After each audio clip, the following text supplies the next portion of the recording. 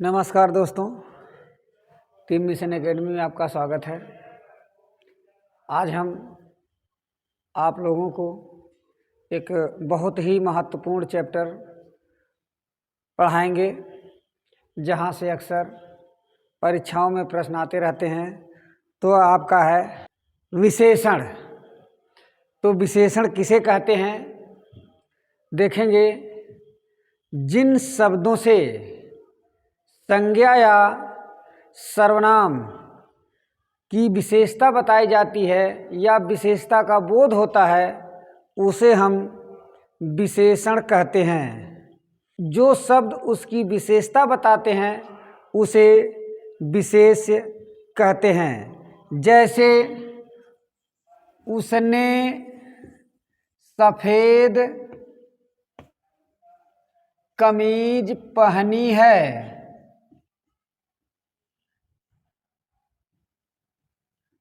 उसने सफ़ेद कमीज पहनी है। तो एक कमीज शब्द विशेष हो जाएगा और सफ़ेद क्या हो जाएगा, विशेषण। क्योंकि इस कमीज की विशेषता क्या है, वह सफ़ेद है। तो इस वाक्य में सफ़ेद शब्द विशेषण हो जाएगा और कमीज शब्द विशेष हो जाएगा। या कह सकते हैं पतला लड़का गिर गया। पतला लड़का गिर गया। अब यहाँ लड़का और ये पतला, तो लड़के की विशेषता क्या है, पतला। तो यहाँ पर विशेष और विशेषण का संबंध हो रहा है। तो जिस शब्द की विशेषता बताई जाए वह विशेषण होता है, जिसकी बताई जाए वह विशेष होता है। तो आगे चलते हैं। विशेषण का प्रयोग कितने प्रकार से किया जाता है, कितने दृष्टियों से विशेषण का प्रयोग हम करते हैं। तो विशेषण का प्रयोग जो है दो दृष्टियों से होता है। एक होता है विशेष विशेषण,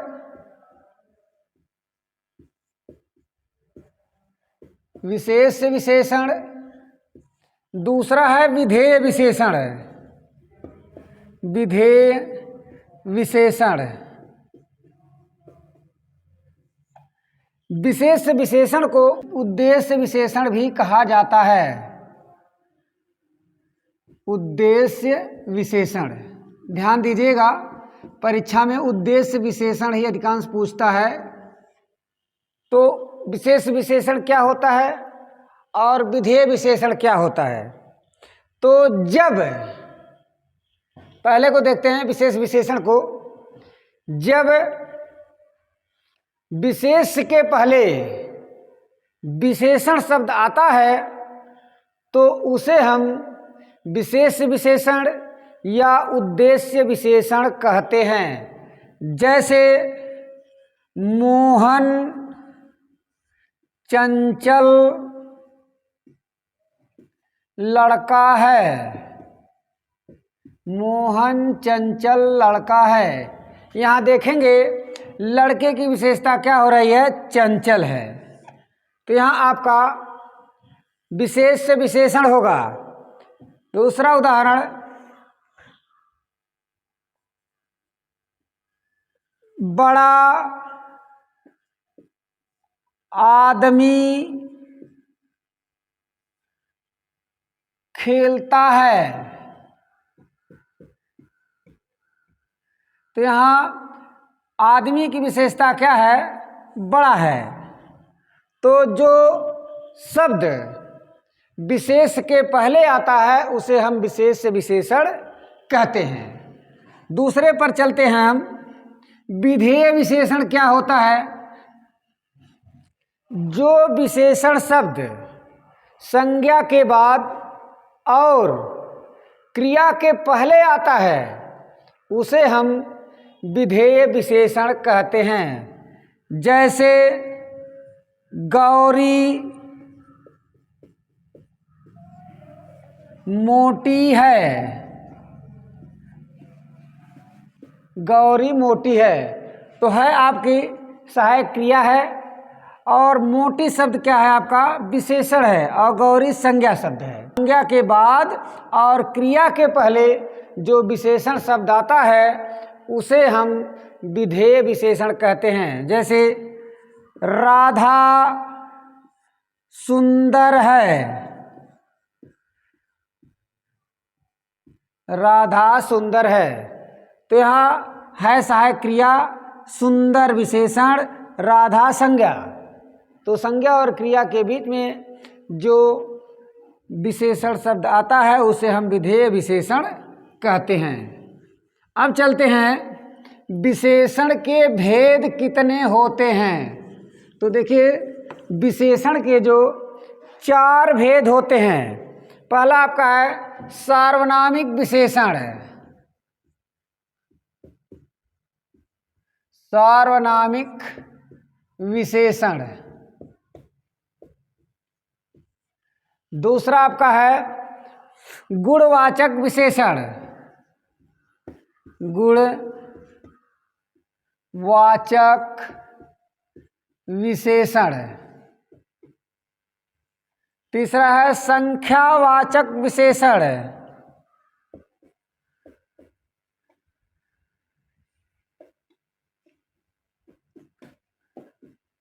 संख्यावाचक विशेषण। चौथा आपका है परिमाणवाचक विशेषण, परिमाणवाचक विशेषण।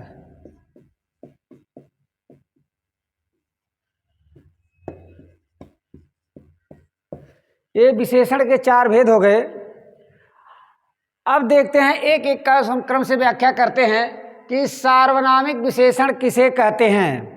तो जो शब्द या जो शब्द विशेषण के पहले आकर उसकी ओर संकेत करते हैं या उसकी विशेषता को बताते हैं उसे हम सार्वनामिक विशेषण कहते हैं। जैसे यह घर विभा का है,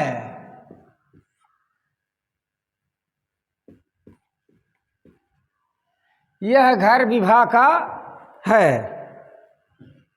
तो अभी कह दें घर विभा का है तो यहाँ असमंजस की स्थिति हो जाती है कि कौन सा घर है या क्लियर नहीं होता, पता नहीं चलता है। लेकिन यदि हम कह दें कि यह घर विभा का है तो वहाँ क्लियर हो जाएगा कि यही घर, वहाँ एक इसको संकेतवाचक भी कहते हैं।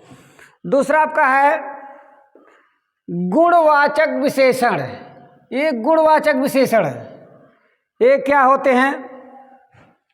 तो जहाँ पर किसी व्यक्ति के गुण, स्वभाव आदि का बोध होता है उसे हम गुणवाचक विशेषण कहते हैं। इसके निम्न भेद होते हैं। जैसे पहला है कालबोधक। कालबोधक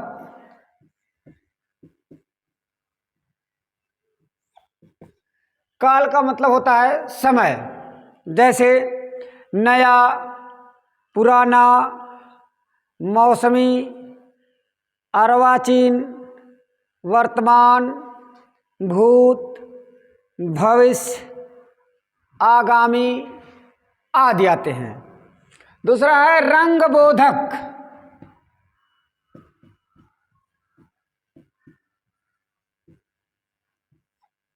रंगबोधक, तो ये रंगबोधक क्या होते हैं? जैसे कहते हैं लाल, पीला, हरा, नीला, बैगनी, चमकीला आदि। तीसरा है गुणबोधक।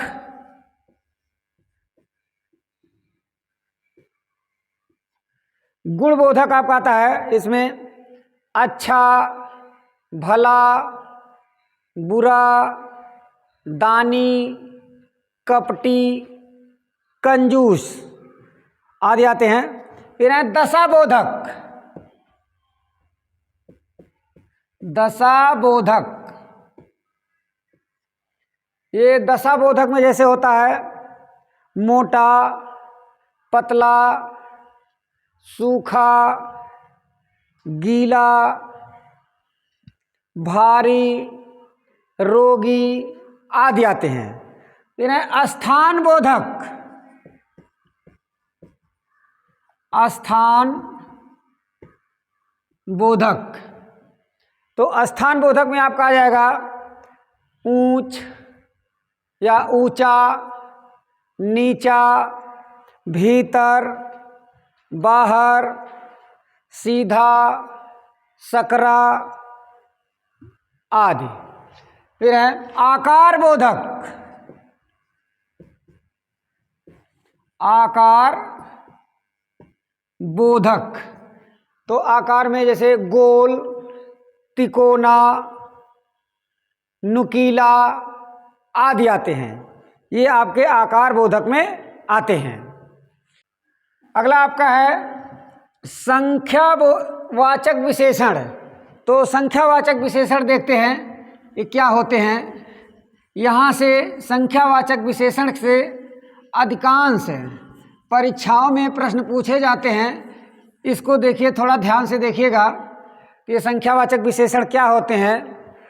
जो विशेषण शब्द संज्ञा या सर्वनाम की संख्या का बोध कराते हैं उसे हम संख्यावाचक विशेषण कहते हैं। अब आते हैं संख्यावाचक विशेषण के ये भेद कितने होते हैं। तो संख्यावाचक विशेषण के 5 भेद होते हैं। पहला क्रमवाचक,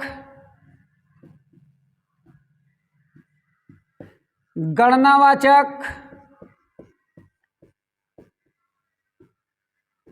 आवृत्तिवाचक,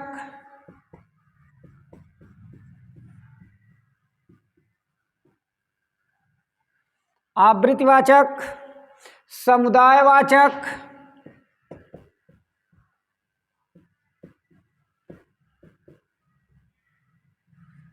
प्रत्येक बोधक, प्रत्येक बोधक। ये आपके संख्यावाचक विशेषण के 5 भेद होते हैं। तो पहला आपका जैसे है क्रमवाचक, हम क्रम गिनते हैं, पहला, दूसरा, तीसरा, चौथा, पांचवा क्रम को देखते हैं तो ये आता है। इसको लिखना पड़ता है जैसे पहला, दूसरा, तीसरा, पांचवा आदि ऐसे हम लिखते हैं। फिर गणनावाचक होता है, हम गणना करते हैं 1 2 3 4 5, ये गणनावाचक होता है। इसके बाद तीसरा आपका है आवृत्तिवाचक। आवृत्ति का मतलब होता है कोई चीज़ दोहराई जाए, कई बार उसकी आवृत्ति की जाए, ये आवृत्तिवाचक होता है। कह दें कि मोहन की चाल सोहन से 3 गुना है, तो गुना शब्द आएंगे जैसे 3 गुना, 4 गुना, 6 गुना, 8 गुना, 10 गुना। ते आपका आवृत्तिवाचक होता है। इसके बाद है समुदाय बोधक। समुदाय बोधक का मतलब होता है समूह में हम उसकी गणना करते हैं। जैसे दोनों लोग चले गए, 5 लोग आए थे, इस तरह से करते हैं। दोनों, 5, 8, 10 का हम गिनते हैं। फिर है प्रत्येक बोधक।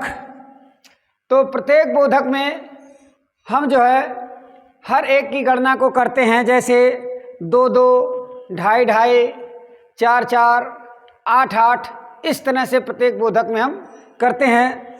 तो ध्यान दीजिएगा, ये जो आपका समुदायवाचक होता है और आवृत्ति बोधक होता है, इन दोनों में से परीक्षाओं में अक्सर प्रश्न आते हैं कि मोहन की लाठी 5 गुनी सोहन से 5 गुनी लंबी है, हमारी यात्रा तुमसे 3 गुनी अधिक है। तो इस तरह से, और ये समुदायवाचक होता है, जैसे दोनों, तीनों, चारों, पांचों, इस तरह से आते शब्द हैं।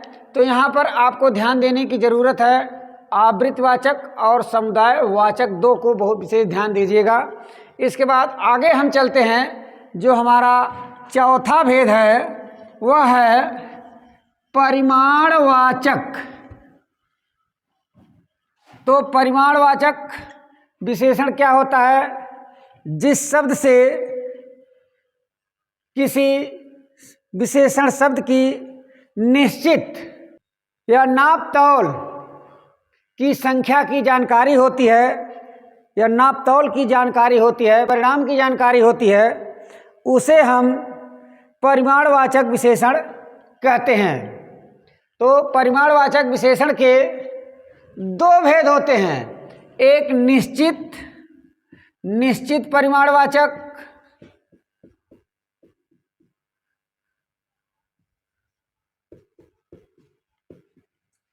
दूसरा है अनिश्चित परिमाणवाचक।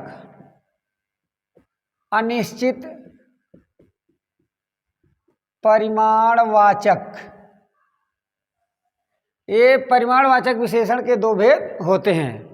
तो निश्चित परिमाणवाचक क्या होता है? जिस शब्द से किसी निश्चित वस्तु की नाप का या माप तौल का हमें ज्ञान हो, उसे हम निश्चित परिमाणवाचक विशेषण कहते हैं। जैसे 1 लीटर दूध, 5 मीटर कपड़ा, 3 किलोमीटर की दूरी, ये आपके निश्चित होते हैं। फिर दूसरा है अनिश्चित परिमाणवाचक विशेषण क्या होता है? जिसकी माप लंबाई या माप निश्चित ना हो, मात्रा निश्चित ना हो।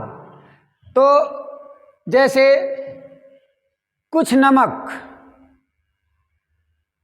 कुछ तेल, कुछ दूध, कुछ दूरी, हम इस तरह कह देंगे तो आपका अनिश्चित परिमाणवाचक विशेषण के अंतर्गत आएगा।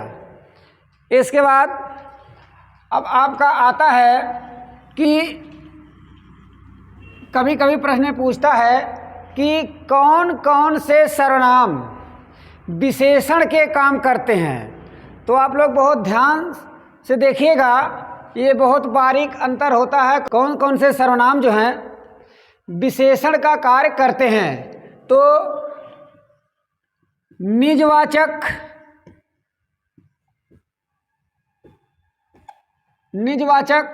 और पुरुषवाचक, ये दो सर्वनाम, निजवाचक और पुरुषवाचक सर्वनाम को छोड़कर शेष सभी जो 4 सर्वनाम बनते हैं, बचते हैं, ये विशेषण का कार्य करते हैं। आगे चलते हैं, विशेषण की अवस्थाएं। तो ये देखेंगे, यहां से भी परीक्षाओं में प्रश्न अक्सर आते हैं, विशेषण की अवस्थाएं कितनी होती हैं। तो देखिए, विशेषण की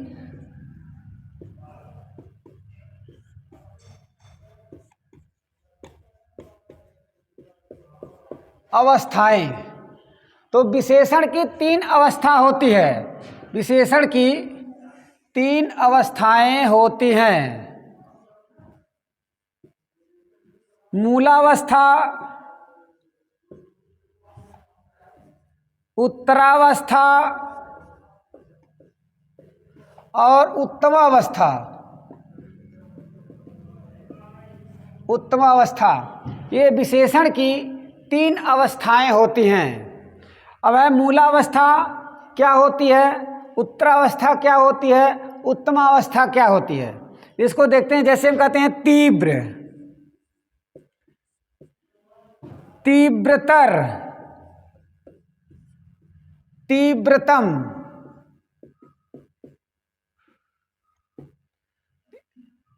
लघु, लघुतर, लघु, लघुतम, लघुतर।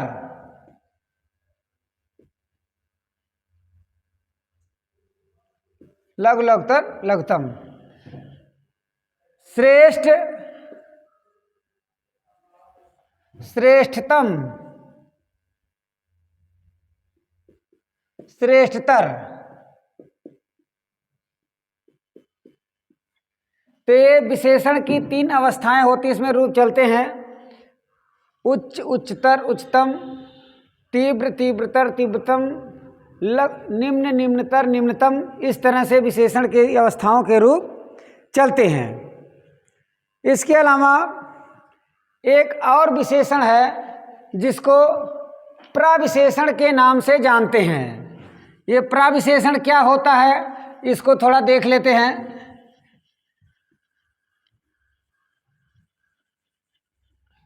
प्रविशेषण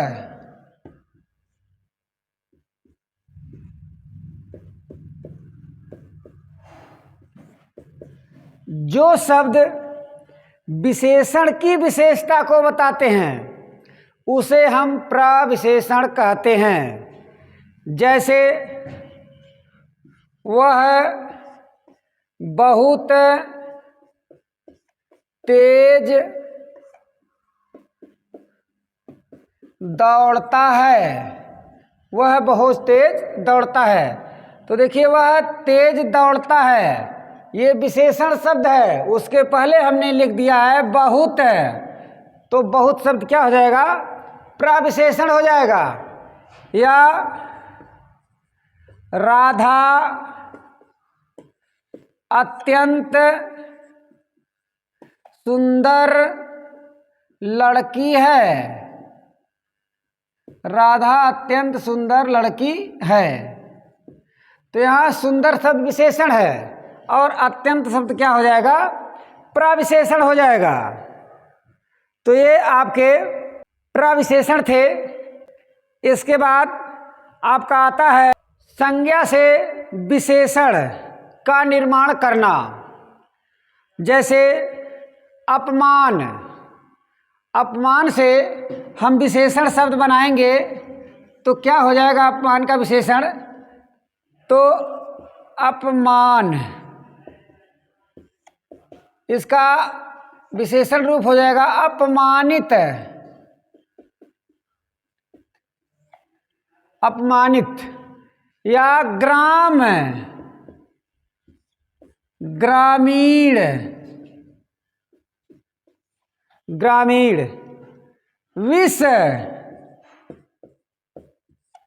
विषैला, विष विषैला। पुराण, पौराणिक,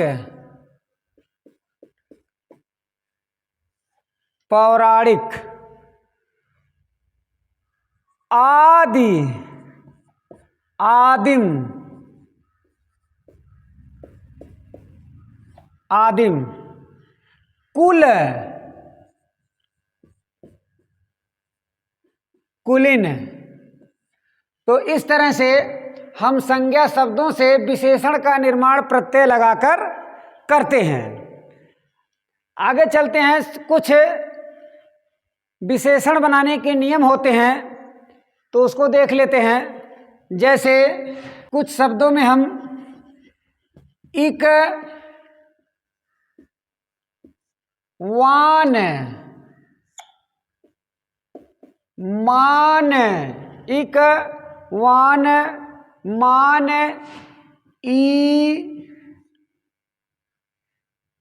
इला, इला आदि प्रत्यय को लगा करके भी हम विशेषण का निर्माण करते हैं। जैसे धर्म, धर्म में एक प्रत्यय लगा देंगे तो हो जाएगा धार्मिक। साहित्य,